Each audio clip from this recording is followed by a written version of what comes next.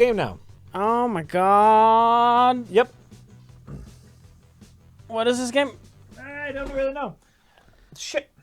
Uh, This is Flinthook, Rich. okay.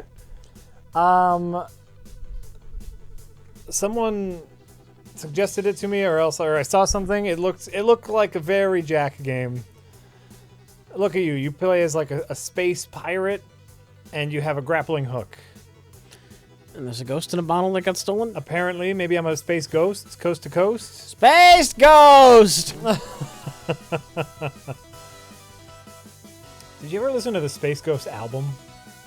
No. All I didn't know there the was Brack songs? Yeah.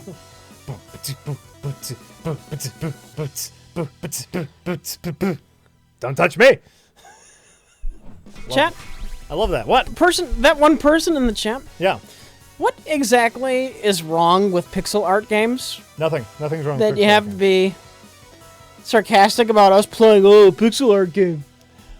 They might What? They might be referring to I jokingly when I tweeted out the time when we were going to start, I jokingly mentioned we were either going to play a pixel art platformer Okay. or I said if Jack wins, we're going to play a pixel art platformer, and if Rich wins, I don't know, probably XCOM. Which was just a joke. Yeah. It was yeah. just it was a good-hearted joke. Some people act like there's something wrong with pixel art games. There's nothing wrong with pixel art. They would have went fucking insane in the NES era. Right? But that's all we had, Rich. Literally, they would have went fucking insane. That's all we had. That's all we had in the NES era. Now we have so many more options, but everyone chooses to do pixel art. And you know what? Pixel art is beautiful. It can be beautiful. It can be. It can also be very ugly. That's true. I can understand if you're an indie dev why you would gravitate towards it. Well, and you know, Because it might be difficult to do other types of art. that's true, and also a lot of people who make games now are those who grew up in the SNES era. True. Nope. And so, you know, I'm sure there is some nostalgia involved. Should you be able to hear us? You should. You really should be able to hear us. I see a lot of people talking about pixel art, so It could just be because we're playing a pixel art game. yeah. Look at my little grappling hook.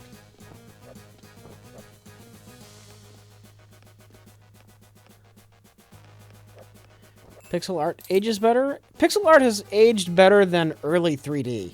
I'll say that. Yeah. You have some ugly looking games on the PlayStation. Don't even get me started on the fucking N64. Right. Oh, great. This is going to be awesome. So you get a grappling hook. Huh? You get a grappling hook. Yeah, and that's how you kind of, you know, platform is with the grappling hook. Are you aiming? Yeah, you see the like everyone's So you're supposed to do this with a mouse. Huh? So you're supposed to do this with a mouse. No, look, you can. It seems to be pretty generous Okay. with where you can go. If the puzzles become more complicated later. N64 is beautiful. You shut your mouth. No. As someone who even likes a lot of N64 games, like, come on, it wasn't that great. Look-wise. The N64 as a console in general was fantastic because No, it wasn't. it could stand up to a fucking hurricane and still play your games. They were ugly, horrible games for the most part. And they were great games. You can count the number of good Nintendo 64 games on one hand. Star Fox 64. Star Fox 64. Mario 64. Yep. Ocarina of Time. Yep. Give me a moment. I can think more. Mario Party. Mario Party. Fuck off! Fuck you. Mario Party was great. Mario Kart. Mario Kart was great. Super Smash Brothers was great. Mario Party is a great game. Just because you didn't hang out with people ever, like, that was a great party game. A great party game, Rich. A lot of fun. And look, if you haven't caught on by now, I have no interest in saying Ocarina of Time right. Mostly because it agitates you snotty Ocarina of Time fans. That game really needs some of the piss taken out of it. It really does. It's like the 5th best Zelda game at this point.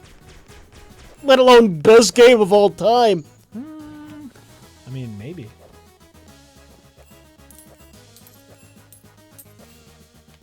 Look at that. Oh, that's fun. That is super fun to get around it. Whoa.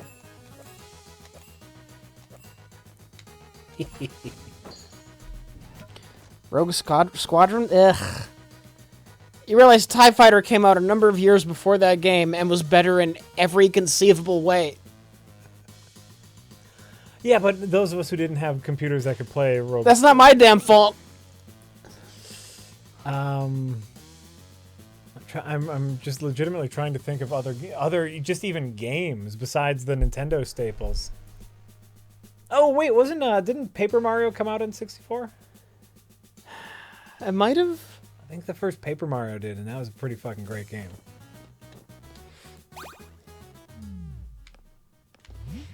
Look, the lineup. No matter how you slice it, the lineup for the Nintendo 64 is not legendary. Agree to disagree. Agree to disagree, my friend.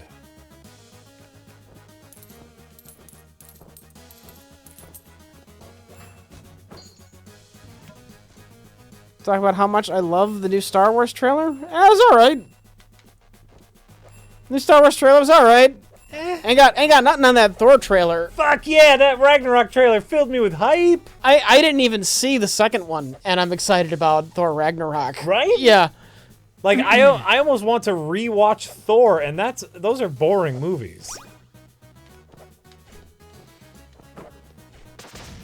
Whee! Look at that! Can I brag right now? I'm gonna take this time to brag. Rich, I not only can you, I want you to brag. For completely calling Luke's motivations a year and a half ago. I saw you showed me that. What video was that on? So people can check that out. I forget what the name of the video was. It was one where me and Mike were predicting The Force Awakens. Rich and Mike predicts The Force Awakens. Okay. Oh, so this was even talking about Star Wars Episode. This is 7. Predictions for 7. Right. And, Luke as Last Jedi. I said he's the Last Jedi. I said the Last Jedi were words that directly came out of my mouth. And, he's not gonna be interested in this whole Jedi thing. He's gonna want it to fade away.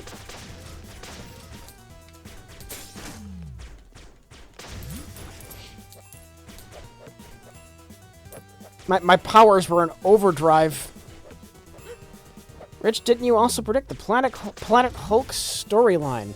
Well, I don't know if that's a prediction. You just said it would be cool. I said it'd be cool if they did it. I mean, it's not like I came up with it out of like nothing. Like, they'll do a story where the Hulk's like a gladiator in space. Right. It's not like I made that up. It was a comic book. They did it in the comics. I just said that would be a fun story to do.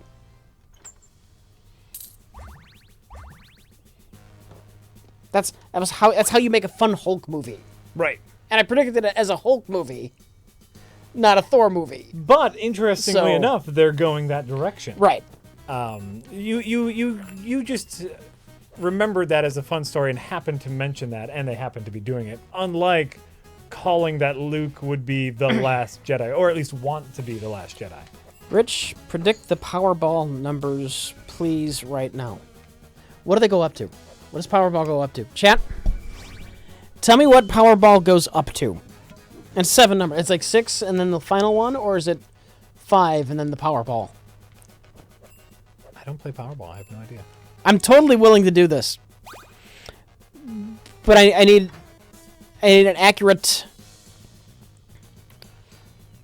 facts to start with. 42? That's a Hitchhiker's reference. That can't be right. It might be. I don't know much about Powerball. I know it's probably not 69, right?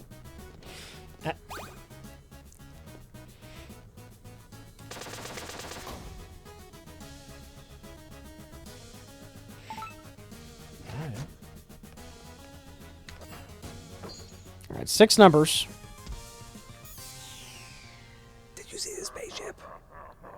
All right, I'm not getting an accurate final tally on what it goes up to, so Okay.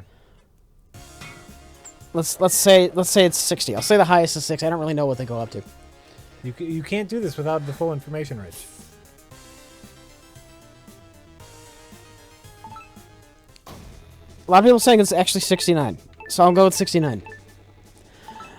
48, 12, 7, 9,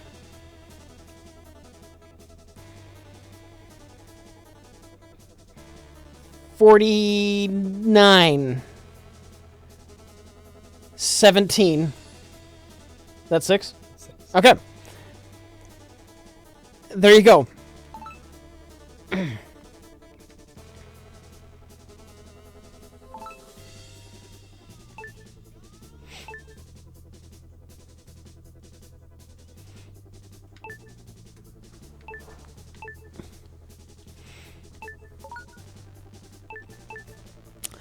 Alright, where we at? Anonymous says, I somehow ended up game mastering a role-playing game about superheroes, despite not really being into comic books.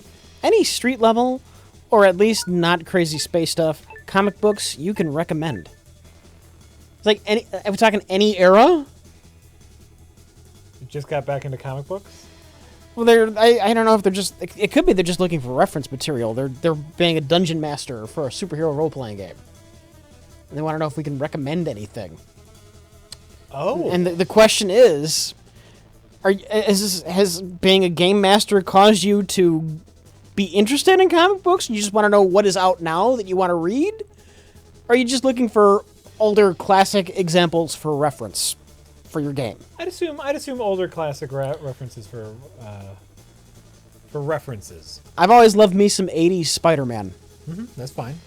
So Roger Stern's run as writer on Amazing Spider-Man.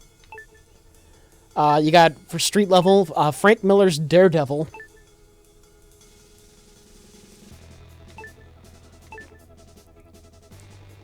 What about Batman?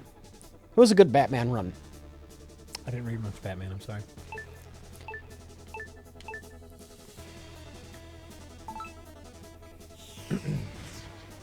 I did not read much Batman. I could recommend like The Dark Knight Returns, but that goes above and beyond street level near the end. Mm-hmm. Dark Knight just gets crazy.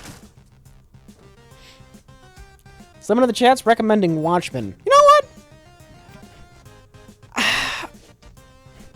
It's good. I think we've had this conversation before, where you need a background in superhero stuff before you can watch or before you can read the Watchmen. If you're referencing being, just for being the DM of a superhero game, the Watchmen might be a bit too deconstructionalist. Right. The Watchmen is too busy trying to subvert your knowledge of superheroes. That's exactly what the problem is.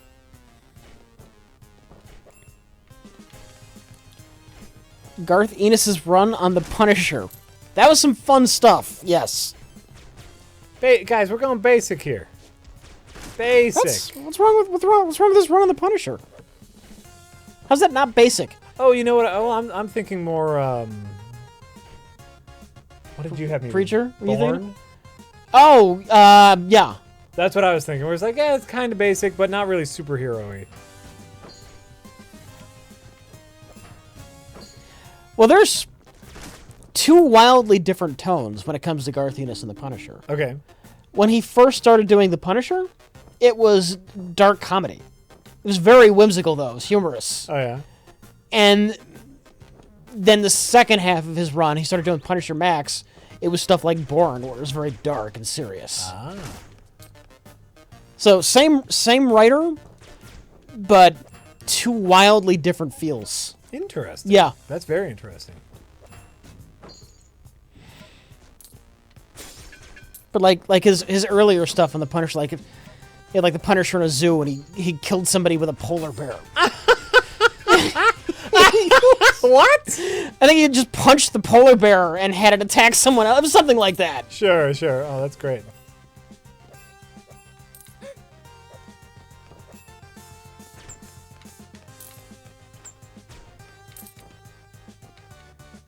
That's really funny.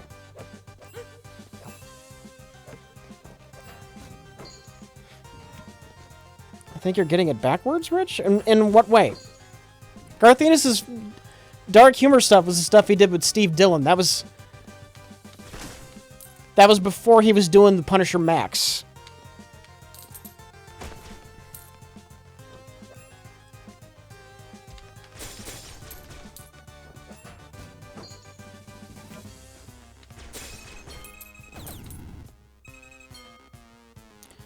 Good basic Batman might be Long Halloween. That's not a terrible suggestion.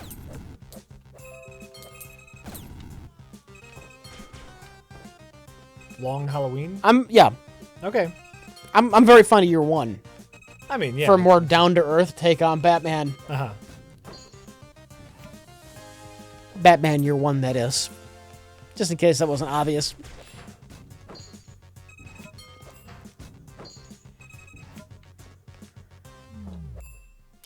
I think the polar bear thing was later in the Max run. Are you sure about that? I thought that was one of the Steve Dillon issues.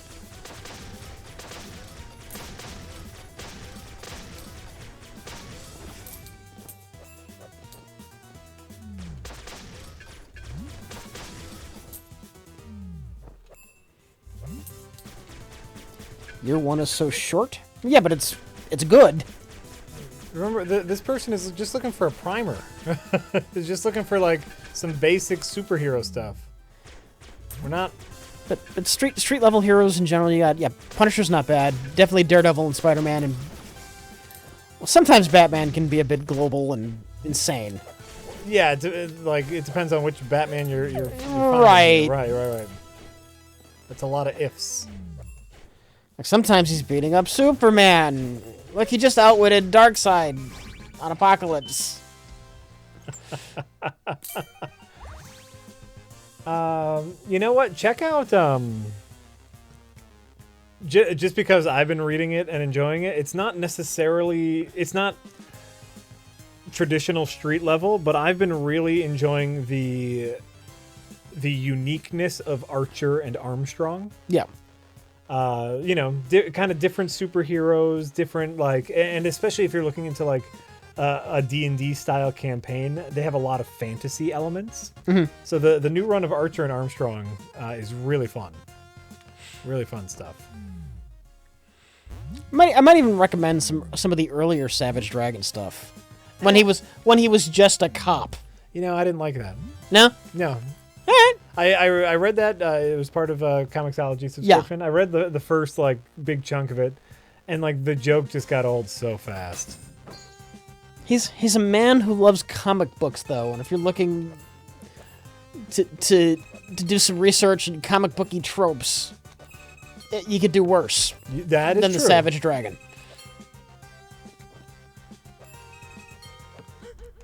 That is true. You could do worse, but I wasn't a big fan of Savage Dragon.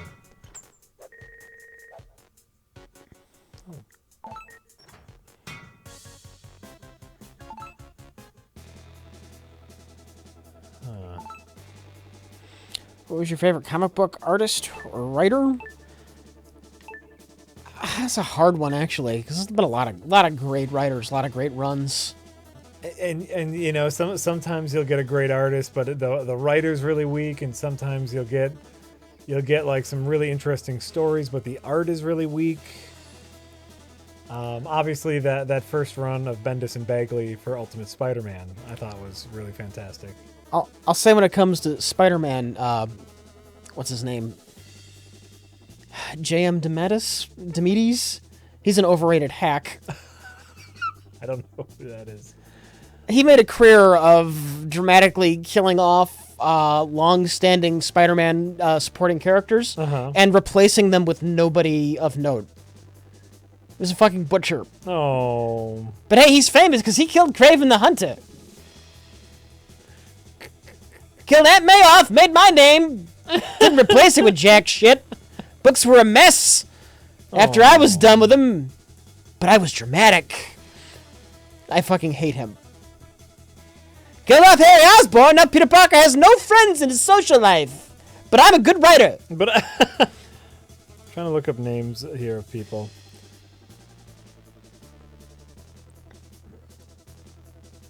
Yes, Alan Moore has done many good things over his years. He gets a lot of shit now, and I haven't read a lot of his recent stuff. Does he get shit now? Who? Alan Moore? No, someone else. Miller.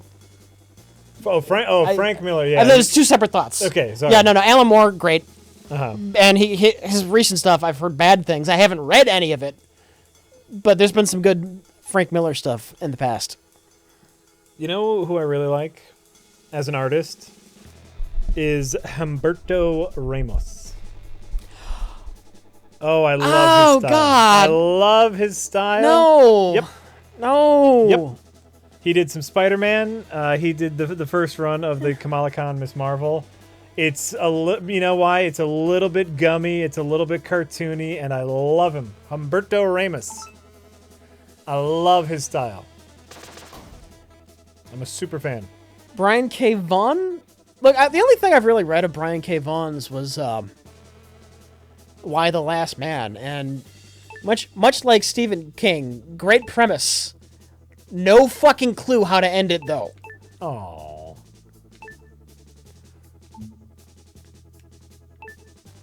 I mean, why? It just completely fucking fizzles out. I'm sorry. Let's see now, artist. I've always had a soft spot for John Romita Jr.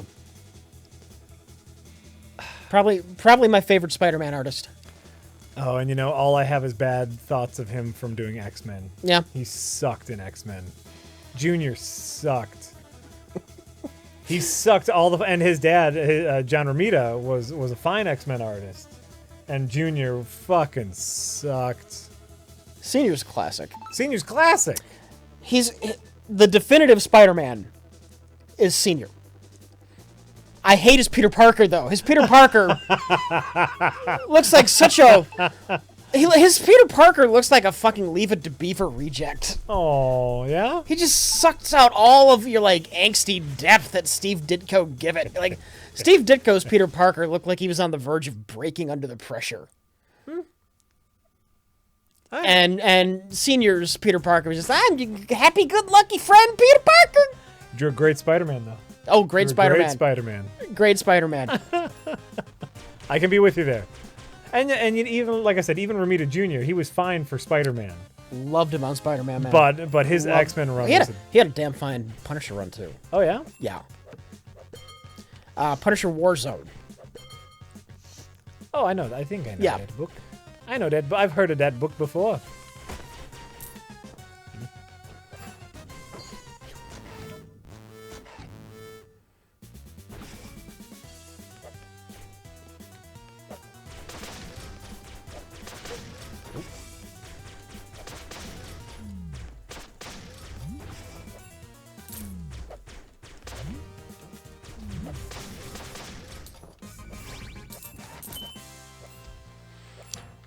Alex Ross's boring static shit? Alex Ross is fine in small doses.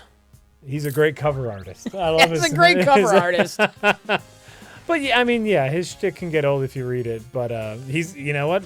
He's got a thing. You know who he is. Sure, I'm not giving a lot of good artists their due right now. Mark Bagley. Oh, Bagley. Yeah, no. And you know what? Bagley has this really interesting style that I at first was not down with. Mm-hmm. You start reading his Ultimate Spider-Man run, and what is he doing with all the... he has, you know... I always liked it. I always liked it. Oh, it took me a long time to adjust. After I did adjust, I loved it, but like his harsh line work. I remember when he was doing amazing. Oh, yeah? Yeah. Oh. Harsh lines. The man has harsh lines.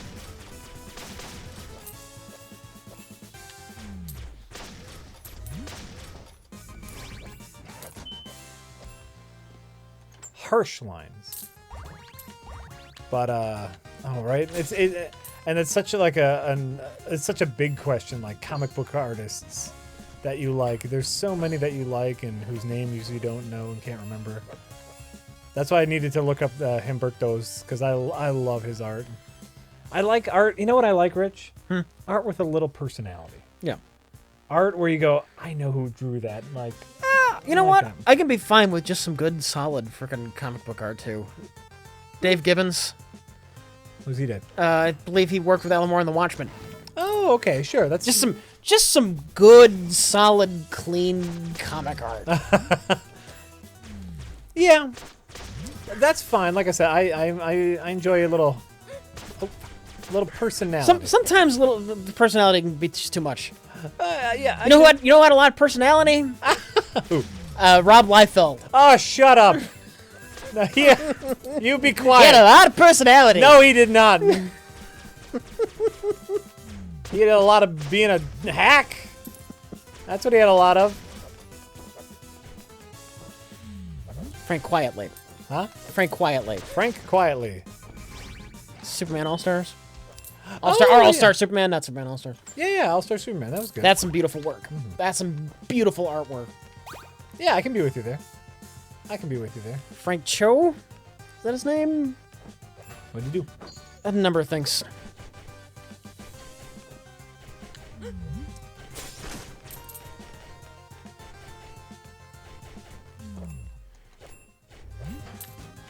Whoa.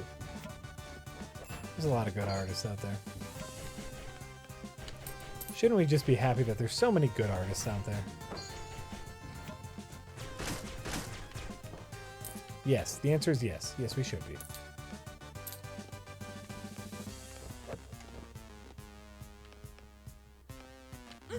Oh, whoa.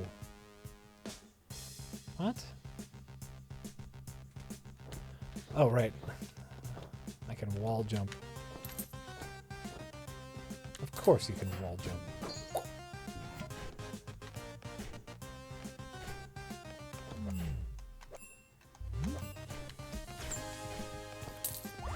Where's the Alan Smithy of comics? Probably Rob Liefeld, because whenever you see his name in a book, it's terrible. Right? And you just don't want to read it. Oh, Rob Liefeld. You fuck. You fuck nugget.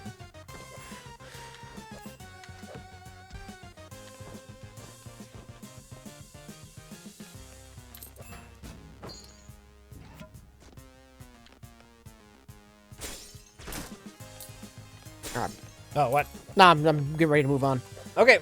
I'm spending too much time thinking of artists and drawing up blanks right now, so I'm just gonna move on. Hey, you know what? what? It was a fine conversation. Move on. Comic books are great. Nico Cola says, "Hi guys, I hope you are having a splendid week. I have a question. If you could make a holiday horror movie of any holiday outside of Halloween, what would you choose?" You have to make a holiday movie out of a holiday that's not Halloween. Horror movie, I thought. Okay, let me reread that. Let me make sure. A holiday horror movie. For one, I wouldn't pick Halloween because it would be too damn obvious. Too obvious. And you'd be a fool to compete with John Carpenter's Halloween. Arbor. So you rule Halloween out. Arbor Day. The trees have some lighting. Someone in the chat beat you to it. What? Yeah. That was that's fair. No, that's fair. Okay, so you bring your daughter to work day.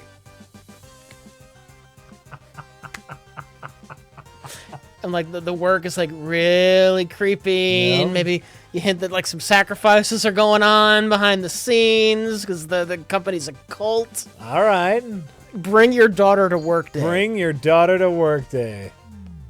Daddy's little girl has some learning to do. When she grows up, she wants to be just like Daddy. Great. I love it.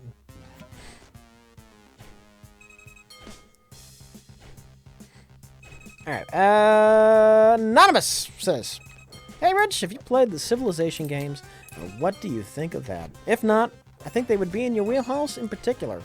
Civ 5 is what I would recommend. LOL. LOL. Fornicate a shaft." I have not. I know it's on the list of things I need to do, but there's also 80,000 games on that list. Yeah. As I said before, I actually got into the turn-based strategy really late in the game. Yeah, you've mentioned that before. I only played old XCOM once people were mad at the Bureau. They ended up calling it the Bureau, but originally, before XCOM Enemy Unknown came out, the new one, the reboot, they were going to reboot XCOM as a first-person shooter, and the fans were all pissed. I'm like, well, what are they pissed about? Let me check out this old game. I never played XCOM. Maybe it'll be good, and it was. Because of fan outrage. Yeah, fan outrage caused me to find the turn-based strategy.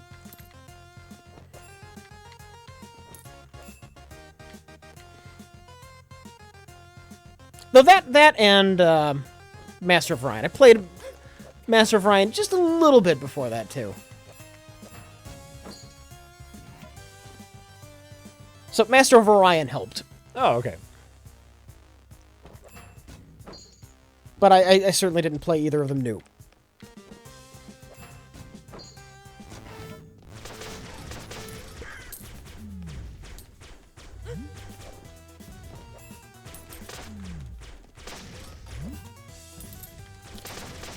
And Hapco says, "Hi, Rich. Hi, Jack. Hi.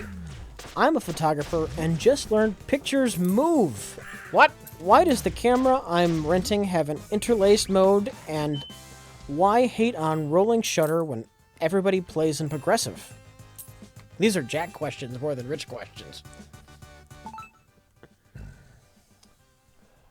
Wait, why does the camera have interlaced mode? Why does the camera I'm renting have an interlaced mode, and why hate on rolling shutter when everything plays in progressive? It has an interlaced mode probably because it can give you some sort of higher resolution. And so like no one uses interlaced mode anymore, but a lot of times, if you want to, cameras offer different settings as far as like how much information is stored in every frame. And you can store more information in the frames if you interlace the frames. You don't want to do that because it'll look like shit. Mm-hmm. Why do you hate on rolling shutter if everyone is watching in progressive mode anyway? Is the question that answers itself. You hate on rolling shutter because people watch in progressive mode so they can see the rolling shutter. Rolling shutter is the jello effect. Okay. What happens is when you are moving the camera, it absorbs the image one line Right, at interlaced. a time. Huh? Interlaced. No, for progressive. Oh, never mind. It does this for progressive. Interlaced is when it is displayed like Venetian one blinds. and the other. Right. Rolling shutter is a different thing. It's just how cameras work now. They capture the image, like, say, from the bottom up, right? Okay. And so if you're moving the camera fast enough, it's capturing an image over here, and then the next image over here, and then the next image over here. Okay. And so it makes it look wobbly and jello-y if you move the camera fast enough. Okay. That's the problem with rolling shutter, and because we have such nice screens and everyone's watching on progressive, you really notice that rolling shutter. Like, just take any camera and go back and forth, and it'll look like jello. Fortunately, just about every editor now has a rolling shutter fix. It has ways to zoom in the image, morph it back, and deal with the rolling shutter. Or you So get is rolling shutter unavoidable? unless you have a camera that works at fast enough speeds or has a good enough sensor. Okay. It all depends on the sensor. Most 98% of even prosumer cameras, like even the cameras we use, which are technically speaking prosumer, more than consumers, not quite professional, but almost professional, will have a rolling shutter, even though they have really good sensors. Once you start dealing with super high-end professional cameras, you don't have to worry about it. Okay. And even some consumer-grade cameras, you don't have to worry about it, depending on the sensor. See, I'm in front of the damn thing. Right. I don't know any of this. It all depends on how the information is taken in, and you have these full frame sensor cameras that just takes in the entire image at once. Those are beautiful, but All right. Jack, do you do that wobbly thing with your hands all the time? You are good at it. Yeah, no, I dance. I'm playing too much Bayonetta. Right. What is rolling shutter? Oh, so hopefully I just answered what rolling shutter is. It's when you move your camera too fast, the image warps and bends because your sensor is starting at the bottom of the sensor. It picks up the image over here. Then you move really fast over here, and it picks up all the way so it looks like Jello. You can fix it in post, or you just learn. Like, you just learn as a camera person that you can't move your camera that fast. Oh, okay, good. You heard it. The cameras we have here are fine cameras. They're not, I'm not like, oh, and interesting. I'm like, oh, I have nothing to add to this. Rich is not a camera person, and he's not even a production or that side of production person. You want to talk to Rich about building sets? You're right. Saying He's a stupid thing. You want to talk to Rich about writing comedy? He's on that. But yeah, cameras are not his. Rich, we need 50 VCRs. Yep. Rich has a different skill set here. A valuable skill set, but a different skill set. Ooh, a spaceship. G-Bunny88 says, hey guys, big fan. And I stopped being a bitch and finally subscribed and caught a live stream. Hey, welcome. How excited are you guys for the Uncharted DLC? Well, G-Bunny, thank you for your support. One Kuru says, hell, you hack frauds. Thoughts on Josh Brolin as Cable? Josh Brolin's a fine actor. Which one is Josh Brolin again? Did you see No Country for Old Men? No, I haven't. I haven't seen a lot of damn movies. Oh. You know what? He's fine. He's a fine... Josh Brolin is a fine actor. Which one is Cable? You know who Cable is. You know what? I know who he is. Yeah. I don't think I've ever read a single issue that featured Cable of, like, anything. Oh, really? He had a small part in Civil War. I might have seen a little bit of Cable there. He, I don't know. That's about it. He wasn't in Civil War, was he? Everyone was in Civil War. Wasn't he Ca- running Cable's around with? from- Wasn't he Cable's running from around the with future. Wasn't he running around doing something with Deadpool? That's what he does now. Yeah, or that's what he's most known for in the Deadpool universe. And so then I've read nothing with Cable. He basically he's going to play the curmudgeon to Deadpool. Okay. They're going to go on a time, like, he's going to come back from the future, and they're going to have to go on a little adventure. Then you've missed a lot of great X-Men comics. Yeah, no, I was never a big X-Men fan, so I've missed all of the great X-Men comics. Just too many damn characters. Never a huge team book guy. Fantastic Four is it. Four is enough. Yeah, that's my cap when it Wow. comes to a team. Wow. No, X-Men is good. That's like that's something fun about the X-Men is the group mentality. You get to. I read about some of the convolution that goes on in X-Men though, and it just gives me a fucking headache. Rich, that's fucking everything. That's just fucking everything. Cable is Cyclops' kid with a clone of Jean Grey who turned evil when Yep. the real Jean Grey came back after she died for the third time. And what? Yep. Psylocke was like a British Asian brain transplant victim. I get no. Yep. No, I don't need that.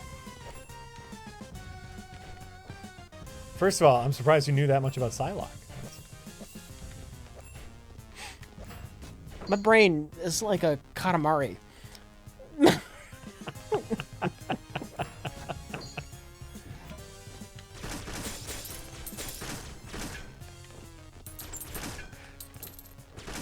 My brain is like a Katamari. Oh. Ew.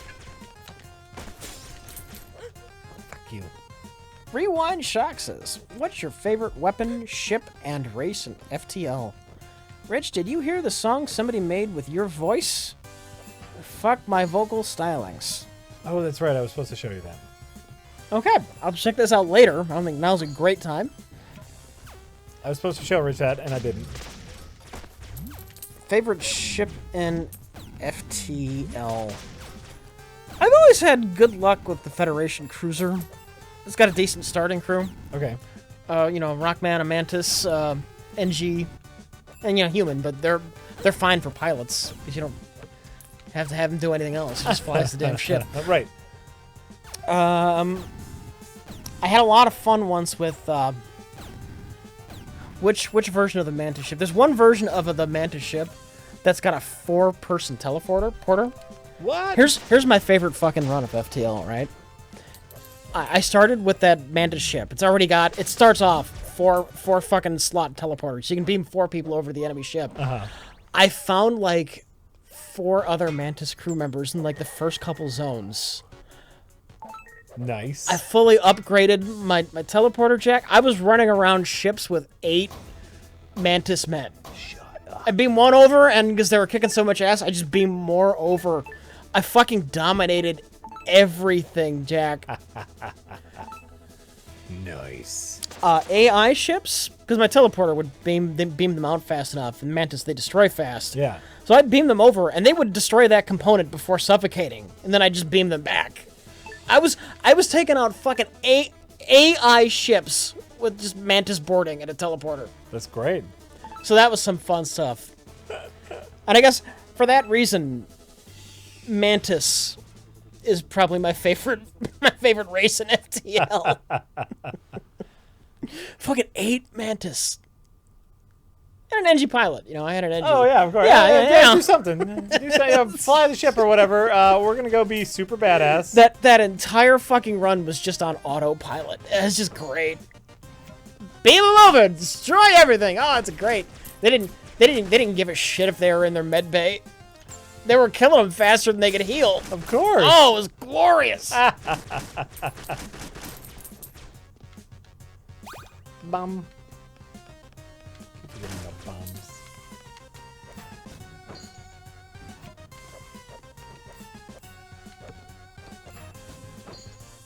Anonymous says, "Hey guys, I've been waiting for you guys to do more Neil Breen films on Best of the Worst. Yeah. I finally gave in and watched a couple myself. They're incredible. My question is, next Neil Breen Best of the Worst, when?" It's a great question. Some people around here have been wanting to wait for someone to be a guest star. Some people have been wanting to wait, and other people around here have been telling those other people that we should just do it anyway. I don't mind, I didn't mind waiting. Yeah. I think at some point, though, I mean, right? We come on, we gotta do it. Right. They've had their chance. Yeah. I know they're busy. Yeah. I know they're busy. I get it.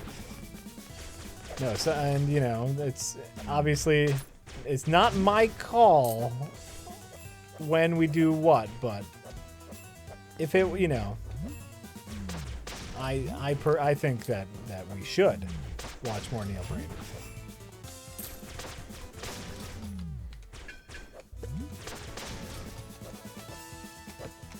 Have Max watch through a Skype call? Oh, that would be so lame. Oh, come on. That's not a real suggestion. Yeah. Don't be dumb. Thank you for your suggestion, but come on. But come on! Oh, fuck.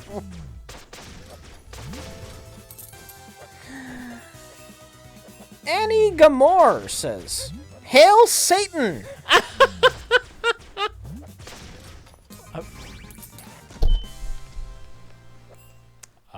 That apparently got Rich's seal of approval. Which, that's fine. It's fine. The only honest character in the Bible. He's just trying to help. Just trying to help. Why would you take God's word for it, Jack? He wrote the book. Why would you take his word for it? The winner's right, Rich.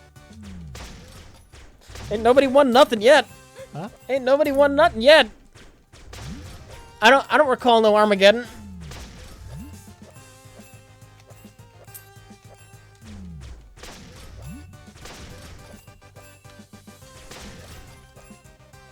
Charlotte Tem 3 says, "Jack, Yep. several streams ago, you mentioned that you used to play Soul Calibur. Soul Calibur. I want to issue you a friendly challenge. Okay. I'll take you on anywhere, anytime in Soul Calibur. Oh, I'm sure you'll win. Soul Calibur stream? I did play Soul Calibur I haven't played in a long, long time. So I will not accept your friendly challenge as you'll win. You'll win handily. Fighting games are fine. Rich and I don't do many of them. Mostly just because for any of those type of games, what I want you to remember is what happens when we stream something like Rocket League. Mm-hmm. Usually what happens when Rich and I stream Rocket League is we both have to pay attention, and we're in general having a pretty good time. Mm-hmm. But then we can't really pay attention to chat, and we don't really talk because we have to pay attention. Yeah. And so you end up with a silent stream of Rich and I enjoying ourselves, which is fine. Well, if it's one of us playing and the other not. Exactly. But I think for any fighting game, some of the fun would be us. I mean, you do a little us versus each other, but it doesn't have to be constant. Chat, it's hard to be a Satanist when you don't believe that Satan exists.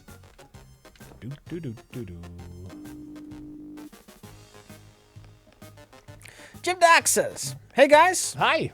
with the new Zelda being a home run, Home run! which other Nintendo franchises would you like to see/do you think we'll get a similar revitalization treatment? Keep up the great content." That's a really tough question right there. I think the only reason they revitalized Zelda is because the last one got wishy-washy reviews. I think that was a panic reaction. But I think the rest of their franchises still sell like hotcakes. I know if that's the criteria, then I'd love to see a revitalization of the Metroid series. That'll probably be the one because the last one went over poorly. That'll be the one. The last one went over poorly, and then they had that like 3DS like Metroid Soldier game. Did you see that? No. Oh, like you didn't play as Samus, you played as like random. Well, nobody wants that. Random like army dudes. Oh fuck you. Which also went over very poorly. So hopefully we'll get a new Metroid.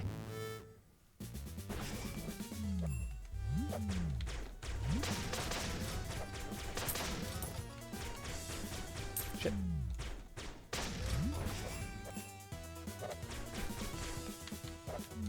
Nintendo does not care about Metroid or Star Fox anymore.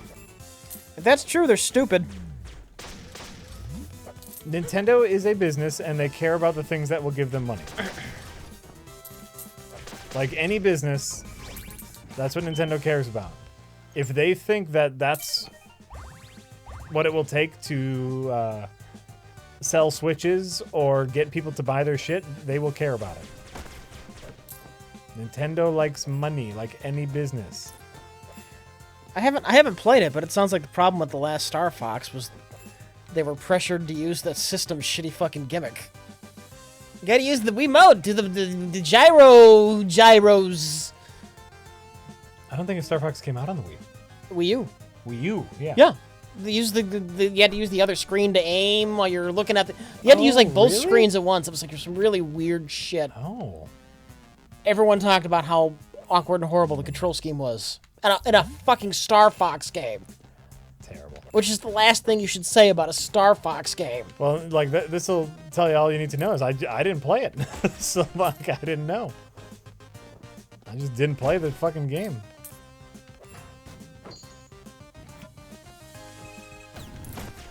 Now you're basically expected to look at both screens at once. Oh.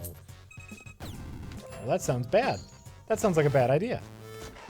You had to aim with the Wii U remote while looking at the TV where you could see where you were going. It sounded horrible.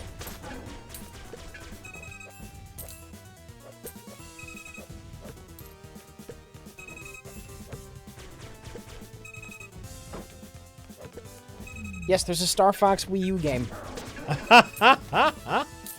Apparently sold like hotcakes. Everybody remembers it.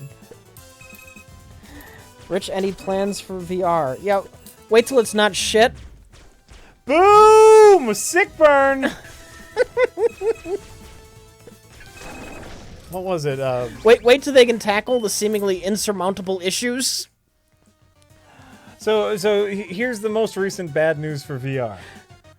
Best Buy recently pulled a bunch of demos hundreds of demos all across the country.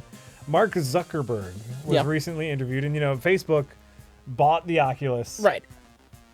Has billions of dollars. Right. And basically all of Silicon Valley at their disposal. Uh-huh. Zuckerberg saying 10 years before VR apps are a thing. Yeah. That's your state of VR right now. That's the state of VR.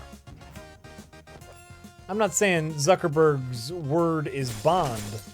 I'm saying he's rich and has a lot of influence with app people. I'm not saying VR will never be good. I'm saying I think it'll be a while before it is. Yeah. Movement and touch.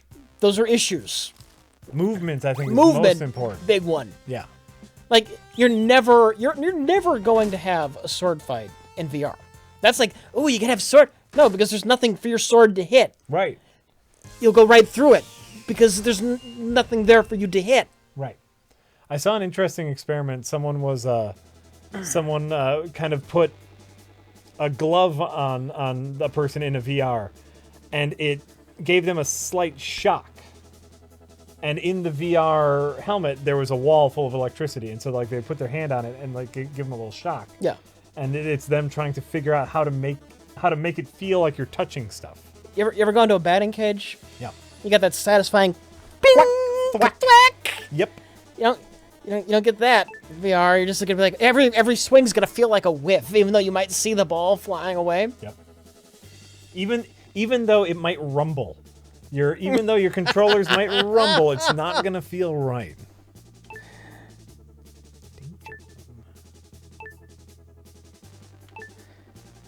VR porn? How about you just get someone special in your life? Listen, porn existed a long time before computers. VR is not changing nothing. I got nothing against porn. No. VR porn just sounds so sad.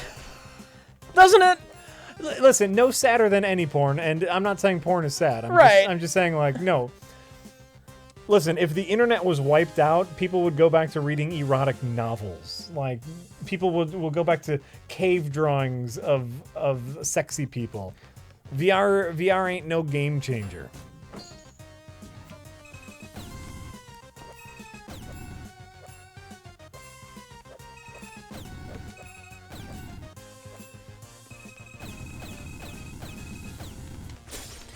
The Blue Prism says, Greetings from the Madison area.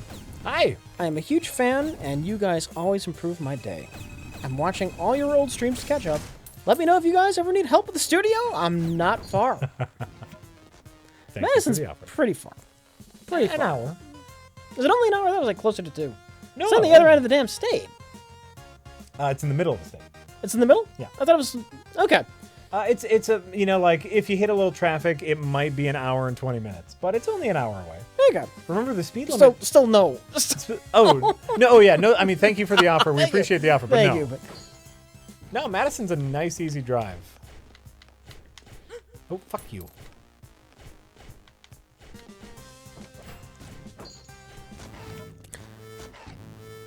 Captain Blue 42 says, Hey, guys! Have you heard of Hitman's Bodyguard?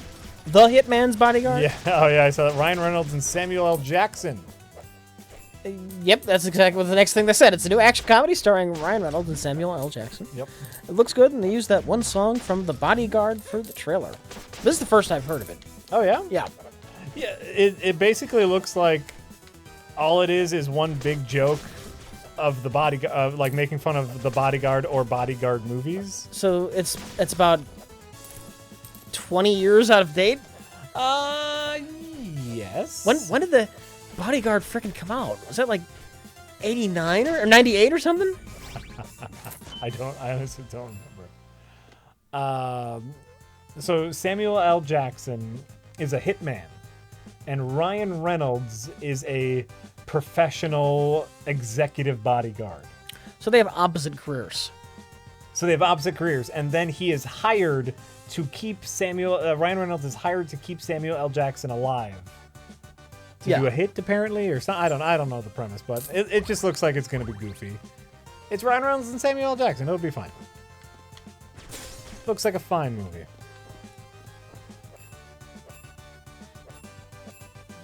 More so, I'm interested in seeing, speaking of Ryan Reynolds, they recently announced who is directing the Miss Marvel movie.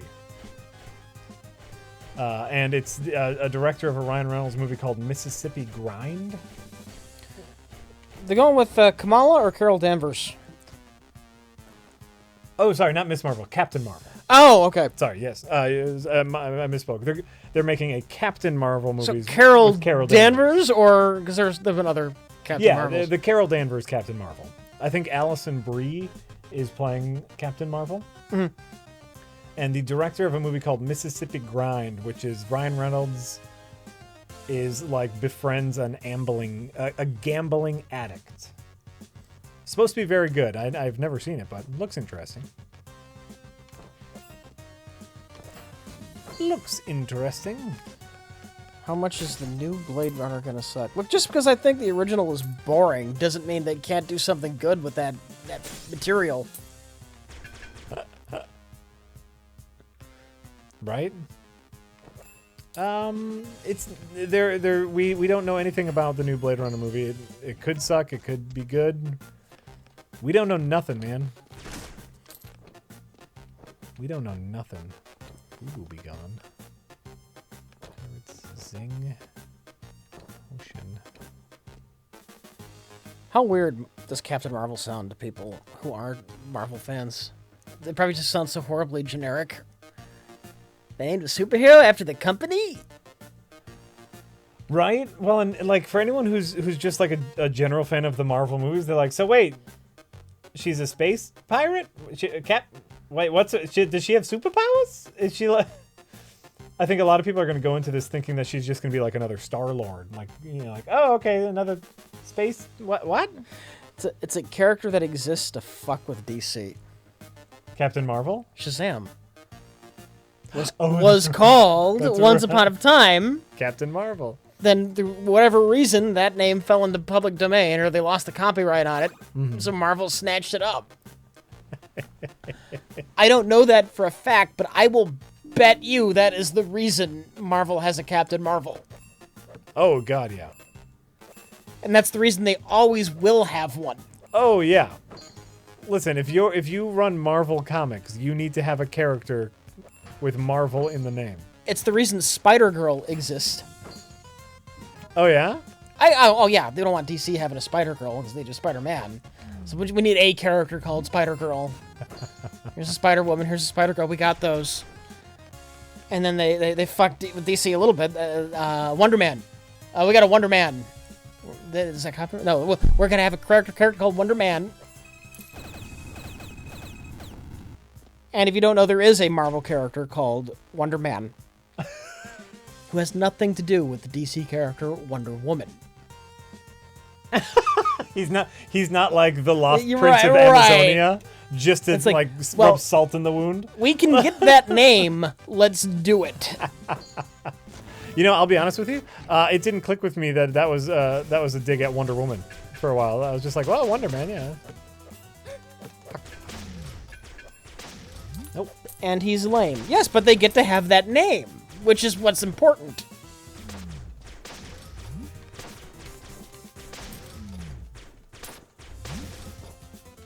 Well, that's what's important to Marvel.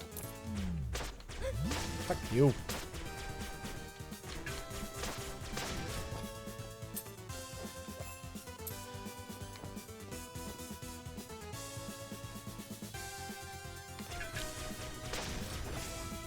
For someone who hasn't heard about Captain Marvel, it sounds like a satirical superhero. It's actually almost... It might have actually been more popular than Superman for a short period of time. Oh, yeah? In like the 40s or 50s. I'm trying to remember. Eventually, DC sued Captain Marvel, the people who did Captain Marvel, saying he was too similar to Superman.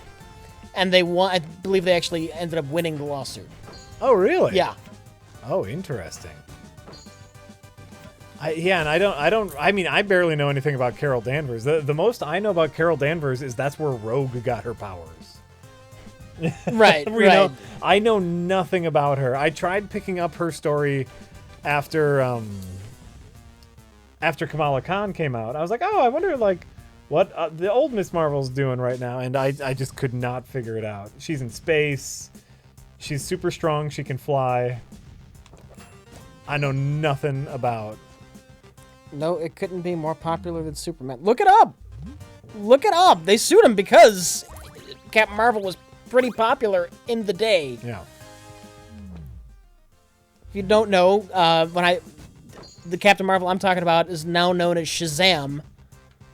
The boy who says the magic word Shazam, and he turns into a superhero with a cape, who's strong and powerful, looks a lot like Superman. Yep. Only he's red with a lightning bolt on his chest.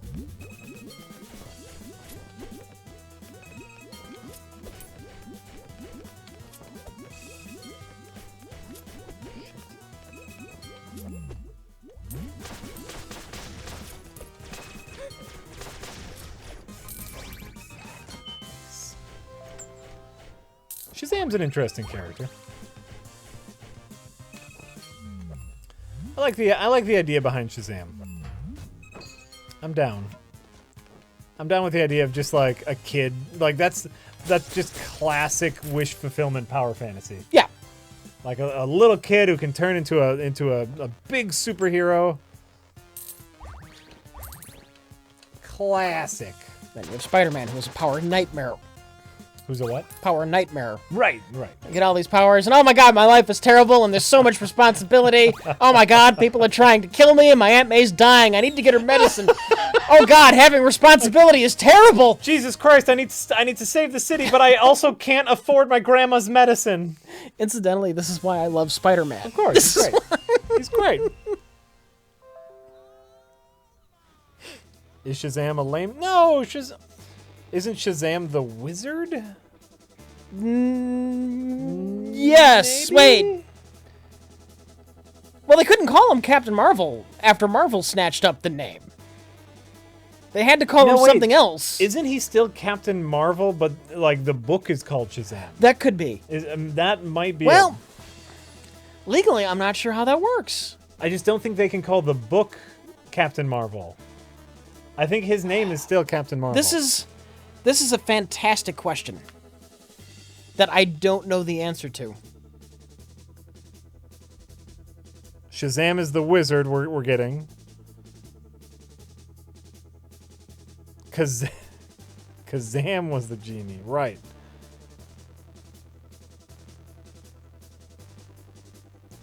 Shazam is the wizard, but they still call the guy Shazam. You know what? Here's the thing, Dinster56. Comics are crazy convoluted and super weird all the time. You thought Captain Marvel was a woman. Marvel's Captain Marvel is a woman. But DC's Captain Marvel is a man who's also a boy and legally can't be called Captain Marvel. And Marvel's Captain Marvel is a woman who used to be called Miss Marvel, who was wife to the original boy Captain Marvel of the Marvel Universe, who now goes by Captain Marvel. It's great. And that sentence is accurate. Think about that. Think about that. But the current Carol Danvers used to be Miss Marvel. Most people will probably know her as the person Rogue got her super strength and flight from. But before that, she was Miss Marvel, the wife to the old Captain Marvel, who is dead. And she's the new Captain Marvel, and the new Miss Marvel is Kamala Khan, who has the stretchy powers. See, here's the thing. Here's the thing. If you're not following, Marvel's Captain Marvel is entirely unrelated. Marvel swooped in and grabbed the name once legally it became free. Like DC hadn't used their Captain Marvel in so much time. And suddenly the name was free and anyone could use the name. So then Marvel said, okay, now we're going to have a character called Captain Marvel. Now DC can't use this name. Right. And so they made a superhero Captain Marvel, who was a boy at the time. A man, who was a man at the time. This is some rival company bullshit going on. Yeah. and Marvel's Captain Marvel had very similar power to DC's Captain Marvel, where he was just strong and could fly. But then there was space is all. DC's Captain Marvel wasn't originally DC's Captain Marvel. They only got that Captain Marvel after they sued Fawcett Publications, who originally produced Captain Marvel. What? Is this true? Yes! You're a crazy person. No, they sued him. They said it's too much like Superman. You can't do that. So great. The courts agreed. So DC's Captain Marvel wasn't originally DC's Captain Marvel. In any case, it's not at all related to Marvel's Captain Marvel, who wasn't the original Marvel Captain Marvel. And neither of them are related to Captain Marvel. Oh, you're right. I forgot about that. No, he's not Captain Marvel. He's the Marvel. Is that right? it? The Marvel, which is an alien in the X-Men Marvel universe. Oh, fuck, Rich. Oh, comic books are so fucked. Oh, I forgot about Marvel. Oh, was MAR-VELL. I think Marvel was in the original Guardians of the Galaxy. Well, which one? They're calling her Photon now. There was a Captain Marvel that was a black woman who had light powers. She could turn into light. And she was Captain Marvel for a while. I'm not kidding. Really? Around the time of Secret War, the original Secret War. Oh, I don't know. She was on the Avengers. I don't know. Really? Yes, really. There have been a lot of Captain Marvels. Fuck everything about comic books. Well, Marvel doesn't want to lose the rights to the name, so there's always going to be a character called Captain Marvel. Oh, well, and they have to. They're Marvel. They're Marvel. They need a character called Captain Marvel, and apparently also Marvel and Miss Marvel. This is completely fucked. It is. She's called Photon now. Oh, interesting. Someone was asking how this game compared to other roguelikes like Binding of Isaac. So just to get off of comic books, or else my brain is going to fry. How this game compares to other roguelikes like Binding of Isaac or Nuclear Throne. One, I didn't know that this was a roguelike. And I'm a little disappointed in that. I was really hoping for some crafted platforming levels. I'm sorry. It's still, so far, it's been a very fun game. But I was expecting a lot more crafted platforming. And so it's just a lot slower. I'd say this compares more to something like 20XX. Just because it's another platformer. And it doesn't, so far, the thing that makes Isaac special is the stacking powers. And even Nuclear Throne doesn't have that. Nuclear Throne is just tough as balls.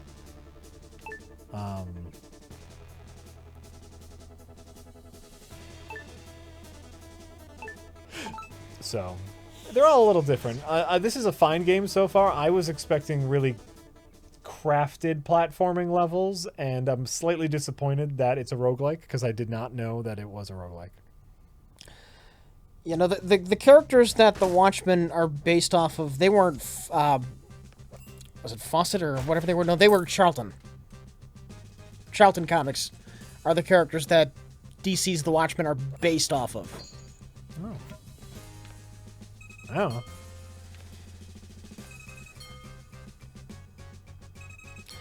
Jack, any thoughts about the flat Earth theory? It's the dumbest thing in the world. It's fun, though. Pseudoscience is fun. It's bullshit. It's complete bullshit, but it's fun. Here's my problem with pseudoscience of any kind. Yeah. Is that people believe it. Yeah. Oh, yeah. And so, like, it's hard for me even to find enjoyment in pseudoscience. Any of this, like the magic healing power of crystals, the flat Earth theory, touchless massage that reorientates your chakra. People believe in it, and there are people who it makes us as a whole dumber. But I can agree. Like, what was it that we came across the other day? Like, someone like had a map of what was a flat Earth, and I was like, oh, what a neat map. That's complete bullshit. But I can't even get any enjoyment out of it because of the idiots who who take it very, very seriously. Flat Earth would be more enjoyable pseudoscience if they weren't so blatantly just trying to shove the whole God thing down your throat. Sure. It's not fun when they go into Bible verses. It's like, I want to hear your explanations for the shadows and all this stuff. Yeah. Tell me about the fake NASA photos. I don't care about what the Bible said. I used to be able to enjoy like alien conspiracy stuff a lot more. Yeah. I never was a believer, but I can't even suspend my belief these days. I used to love listening to Art Bell. Oh yeah. Yeah. Explain who Art Bell is for those who don't know. Art Bell, for those who don't know, had a late night radio talk show called Coast to Coast, where he would talk about alien conspiracies, Bigfoot, psychics, remote viewing, any of your conspiracy theory quackery. Yeah. And he was a great showman.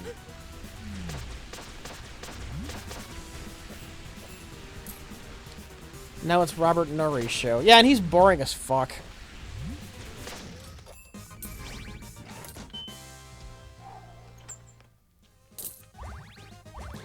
Remote viewing? That was like a kind of a Cold War era thing where there were rumored to be trained Russian psychics who would tell you what the USA was doing and where we were putting our bombs because their psychics were keeping tabs on us. It could have been the other way around, or maybe we both supposedly had psychic CIA agents. I don't know. Sure.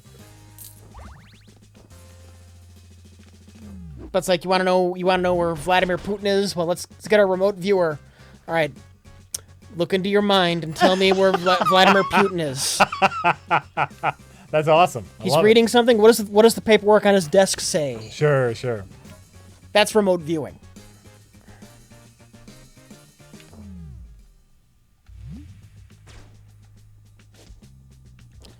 Rich, have you ever seen a UFO? Technically, I have. I don't believe it was a flying saucer, though. Remember that UFO just stands for unidentified flying object. Yeah. Once when I was much younger, I did see a metallic sphere in the sky. But honestly, that's exactly what a fucking weather balloon looks like. So I saw a weather balloon. You saw an unidentified flying object that was most likely a weather balloon. Yes. Right. But as far as you are concerned, still unexplained.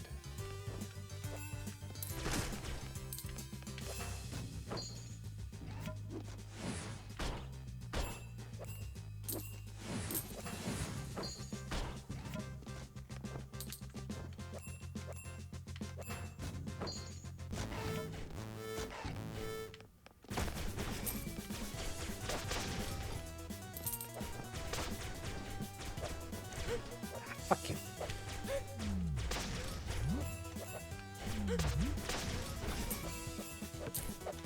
Where are we at? Where are we at, Rich? Where are we at? That's you're in charge of this ship. It was rhetorical. Oh, okay.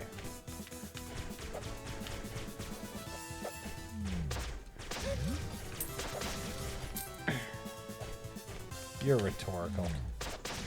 Anonymous says, shout out to Luke and Kai. My significant other watches your stream every week. Thank you for the endless entertainment and conversations. You're welcome, Anonymous. Glad to do it. Yeah. Especially when you tip us. Yeah. Yeah. I'm so dead.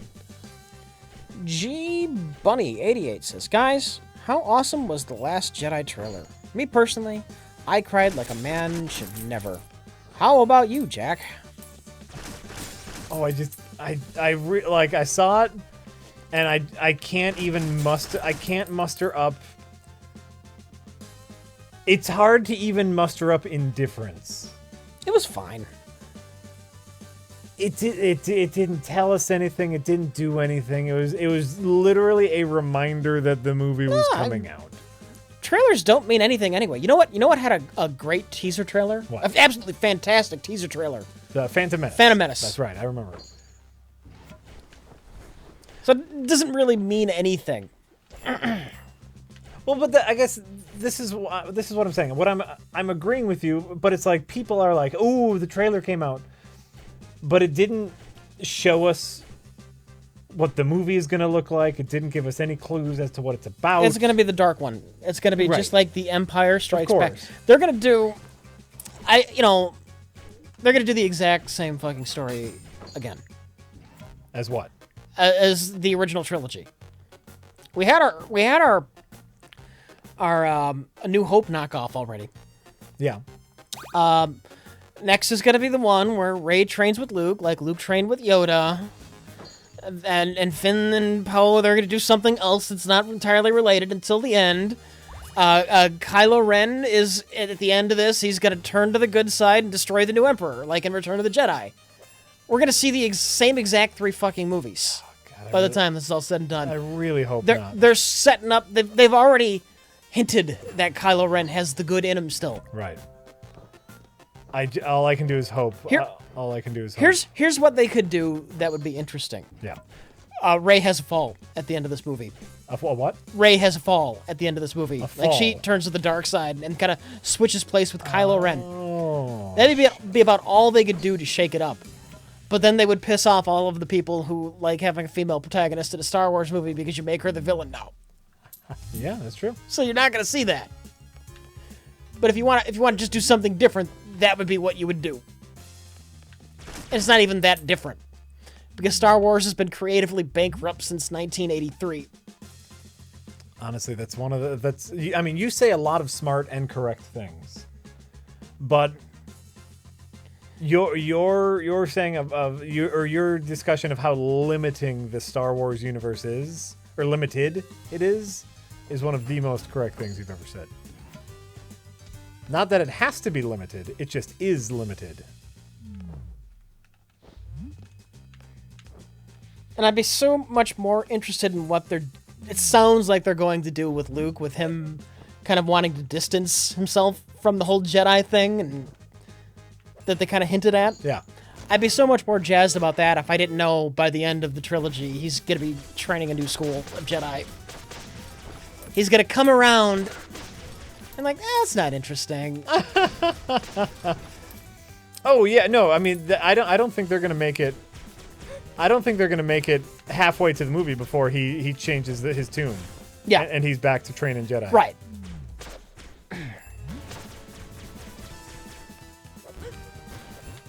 Oh fuck.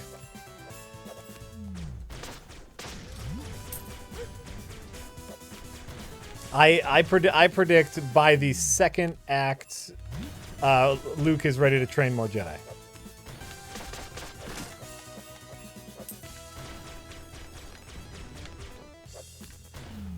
That's my hot take. Luke is Snoke? Not a chance in hell. Not a chance in hell.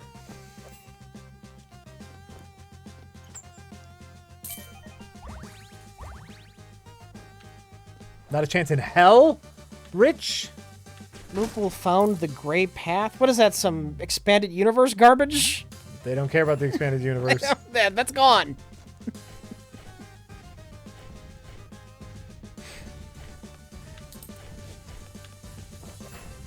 Disney got rid of all that. Oh, hello.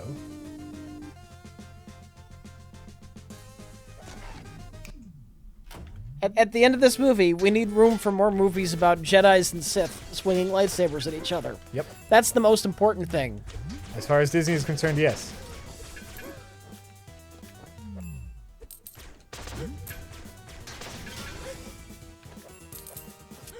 Ah, fuck. Yeah.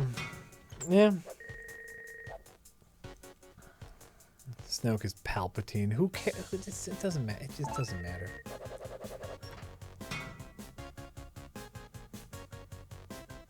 Okay.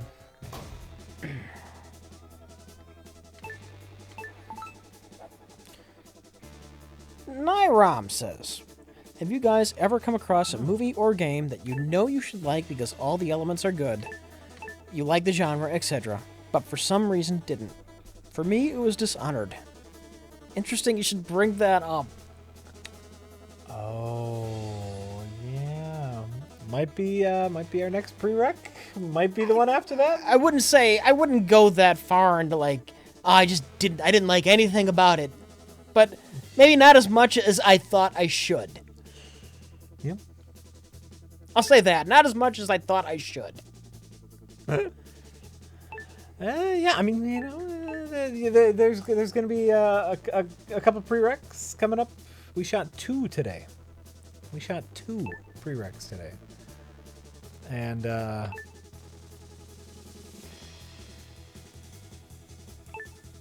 do we have that?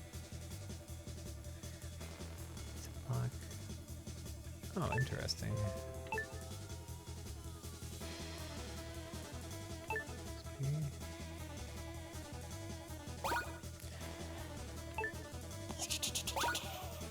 Len Flexinski says, Jack, Captain Marvel is played by Brie Larson, not Allison Brie, God damn it.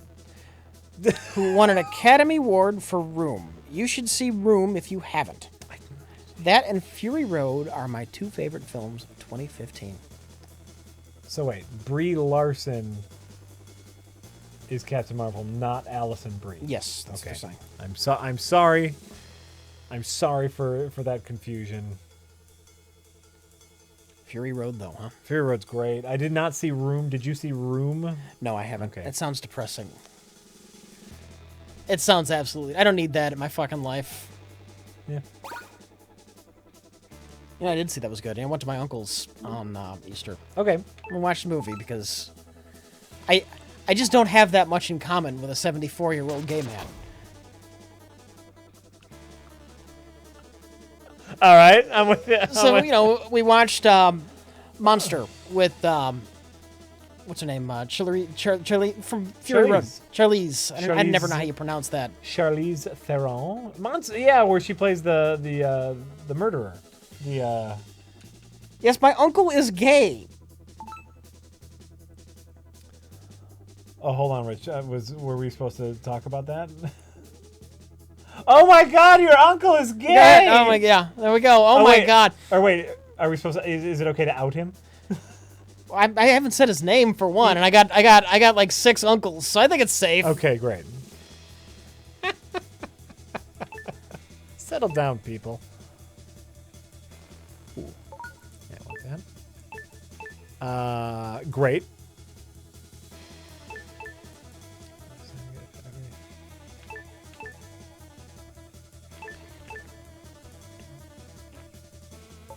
Oh, I like that. Okay. Okay, so you watched Monster with Charlize Theron. That was a fine movie, man. Christina Ricci, right? Yeah. Yeah. Charlize Theron, man. She's great. Do you know the actual serial killer? No, I know very little about it. The makeup job is phenomenal. Oh, that's one where she has like her eyebrows She covered, looks right? just fucking like her. It's got the hair, just the teeth, perfect makeup, Oh yeah. and a great performance. Oh no, she's great. I know that. I know she's great in everything. Rich said he just saw Monster, and so that's why Monster came up. With starring Charlize Theron and Christina Ricci. Because I watched Monster when we get over there. We gotta do something. Yeah, it's a good movie though. Yeah, is that what you're saying, or just a good? Yeah, no, it was a good movie. Oh, good. A good performance too, especially good performance. Yeah, yeah. But just a good movie in general. Yeah, I enjoyed it. Oh, good. Nope, that's not what I want to do. I saw something, just on equal weight over the holiday season. I finally saw Moana. Is that the one with the rock? Yeah, that's the one with the rock and the little Hawaiian girl, and they gotta go fight a lava monster. Pretty good. Yeah. The songs weren't especially great, like compared to Frozen. I really like the songs in Frozen.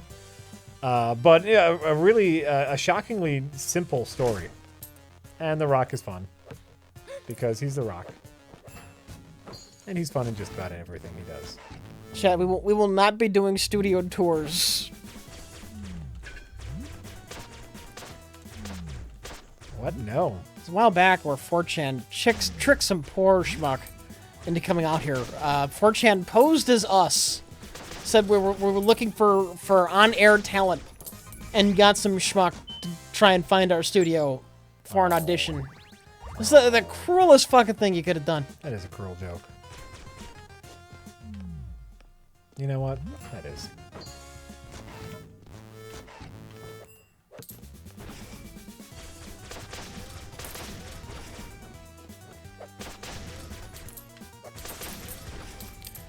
G Bunny 88 says, Yeah. Black Adam is being played by The Rock. That's true. Thoughts?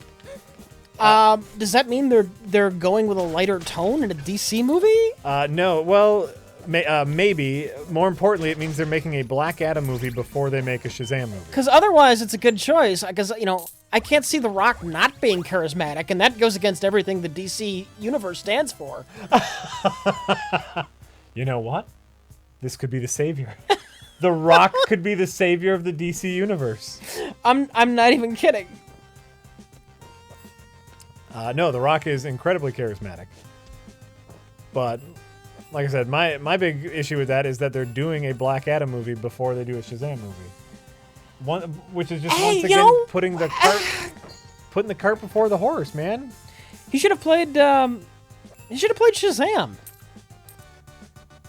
Yeah, he could play Shazam's Shazam. a kid in an adult body. The Rock could do that. Yeah, especially if they do like how they're writing modern Shazam, where he keeps his childlike mentality. Plays it a little cheesy. Yeah. He could totally do that. Oh yeah. Hey, anyone at DC who's listening, listen to Rich. So why isn't The Rock playing Shazam? That's my official question / statement. Why? Why? That's a really good question, Rich. Why isn't The Rock playing Shazam?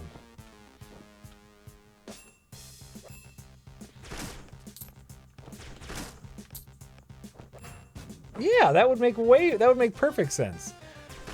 It might be a thing where I hear that's what they're doing. So the Jumanji remake. Yeah. The spin that they're putting on the Jumanji remake is that kids get trapped in a video game. Right. And that is the exact character that The Rock is playing in that. Is a big, strong video game character with the mind of a kid. Okay. And so maybe he didn't want to do that, like the same role back to back. That could be a thing.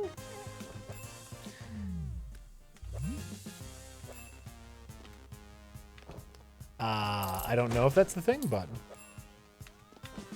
I could see that being an issue for him. Like, I'm just doing this Jumanji movie where I'm the big action hero, but I got the mind of a kid. Now I don't want to go and do Shazam and be a big buff action hero with the mind of a kid.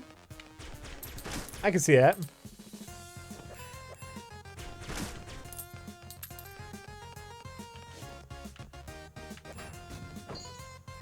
Where am I at?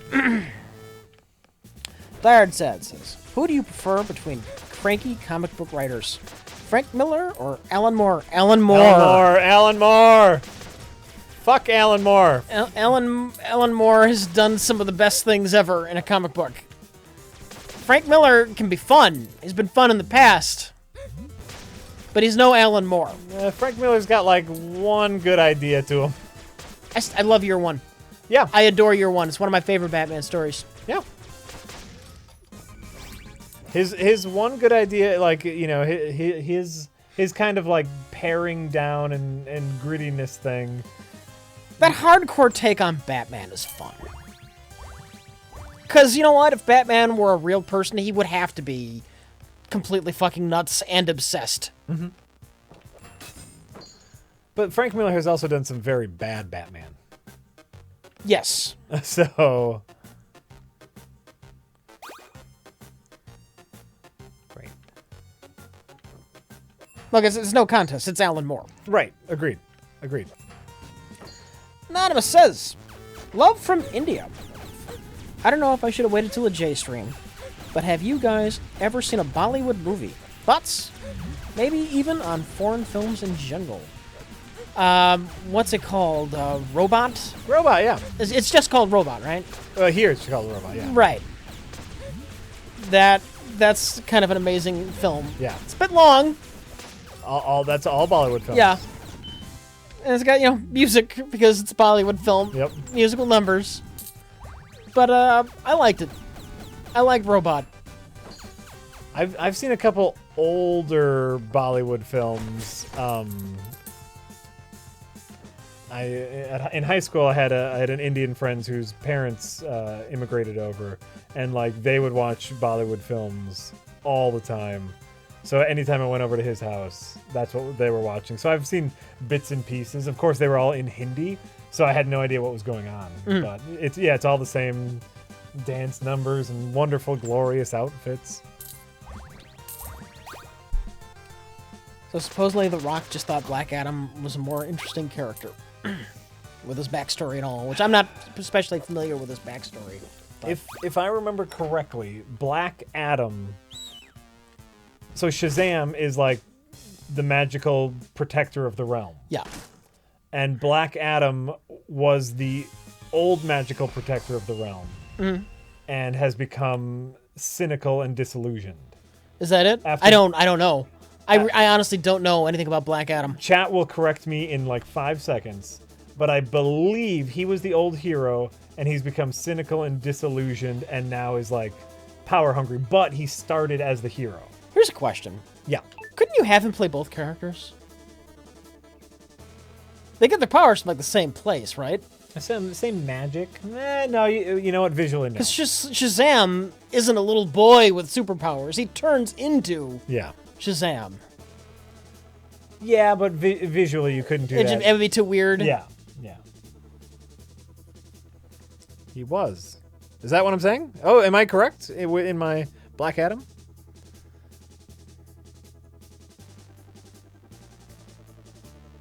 Black Adam's wife? What? There's stuff to Black Adam's backstory. That's what I get out of that. All right. There's stuff. Jack is correct. Oh, hey, all right. Hey, look at that. I got it. I got one right. And so, like, the movie could start off as him being, the hero, and then, he goes through some tragedy and he's disillusioned. The only problem is, though, like, everyone's going to hate that ending. Right?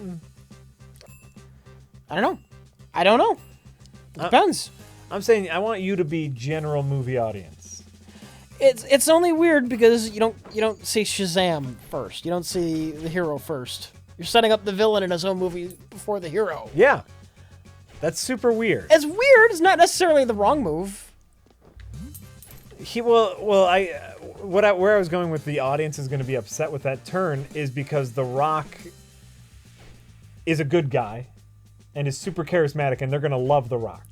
They love The Rock as a villain when he was in WWE. It'll be fine. Oh, was he a villain? I'm sure he was both at different times. Oh, I didn't know I did not know he was a heel. To to be. I believe he started off as a heel. Yeah. Oh, interesting.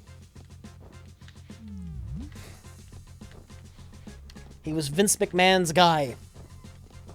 Oh, sure. I don't necessarily know what that means.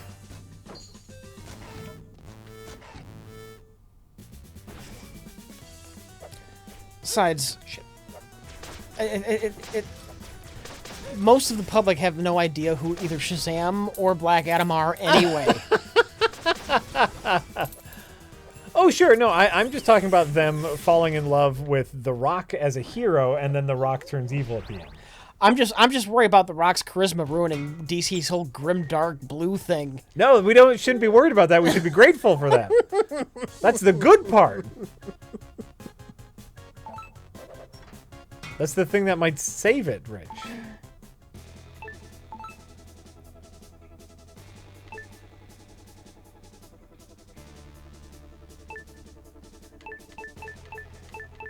Actually, started as a face until he got booed. Then he became a.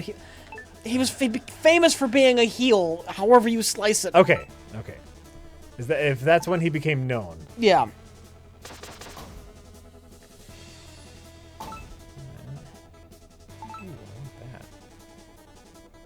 Tired and Sad says, would you say there's a similarity between younger Star Wars fans' obsession with Darth Maul and older ones' love for Boba Fett? They're both thinly written characters simply defined by a cool design. I will disagree about Darth Maul's design being cool. He's just got some shit smeared on his face and he's wearing black robes. How about this? Less than his design and more his dual lightsaber. Which is even dumber. But if you're like 8 and you see that, it's so cool. Is there a fan obsession with Darth Maul? Like, still to this day?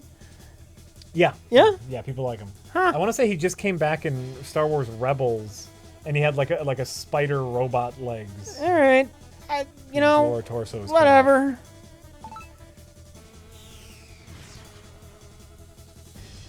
People can like what they want, none of my damn business. No, see, Super Value Fartbag says if Zack Snyder can take Superman and make him grim, dark emo, he can do it to The Rock too.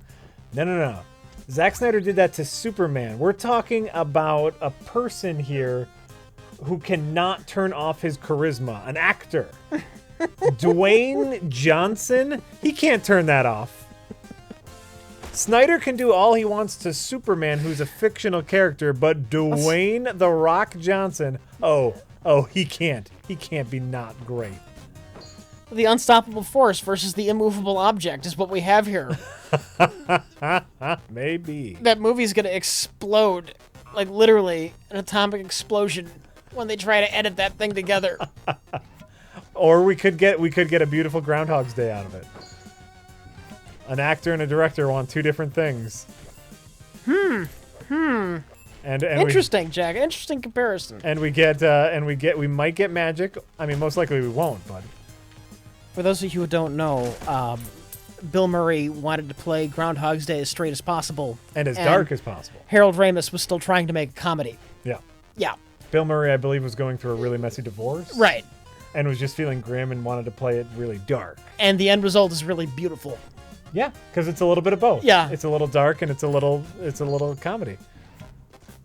But you know who did not see it as wonderful? Neither Bill Murray or Harold Ramis, as they ended up not speaking to each other for a long time after that movie.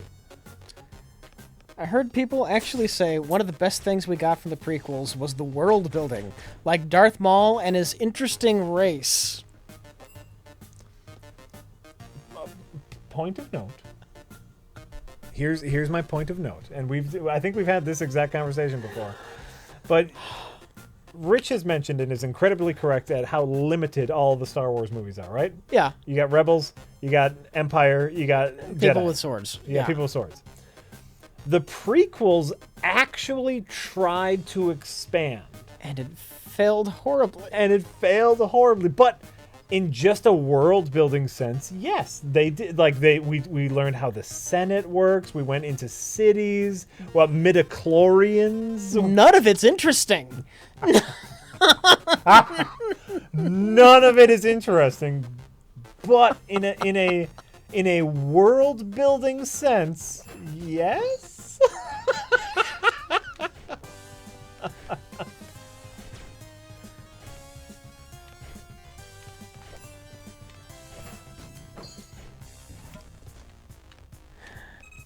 All right. All right. Hey, you know what? Let's settle down. The